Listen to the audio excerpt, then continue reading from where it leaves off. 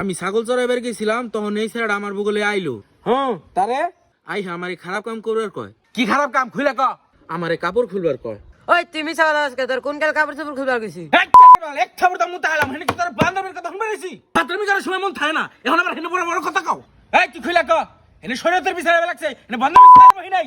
Chairman সাহেব, আমি এত না করলাম, তারপরে আমার কোনো কথা শুনলো না। তারপরে আমারে জোর করে হয়ে আমারে যে কি কি করলো। এই হেনে কান্দার কোনো কাম বাজে নাই, হয়ে কি কি করলো এটা ক। কি করলো আমি আর কয়ে পারব না, আপনারা বুঝে নেন। কি করলো আমরা কেমনে বুঝবো, আমরা তো আর হুনে উপস্থিত ছিলাম না। কি কর মেম্বার সাহেব? না না, আমি তো কিছু বুঝলাম না। আমার লগে লুচামি করছে। চেয়ারম্যান সাহেব, ওরা দুজন আমার বিঘানি জমি মলম ঢালাইছে, এর চূড়ান্ত বিচার চাই। রাহো, তুমি এত ছিলাও না, তোমার বিষয় আমি দেখতে লাগছি। পদ্মশালী, চা নিয়ে আসো। বিস্কুট তো। যাই হোক, মেয়ের কথায় জবানবন্দিতে আমরা সবাই যা বুঝলাম। মেম্বার সাহেব, হ্যাঁ মেয়ে, তুমি বসো। এই নীরব আলী, মেয়ে যা বলো তা কি সত্য? চেয়ারম্যান সাহেব, সব হাসা, আপনারা যা করবেন আমি তার ভিত্তি আছি।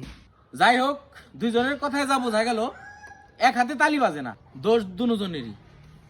কাজের গতিকে সামাজিক রীতিনীতিতে তাদের দুজনকেই বিয়ে করে দেওয়া উচিত। সভাপতি সাহেব কি বলেন? হ্যাঁ, বিয়া করে দিলি ভালো।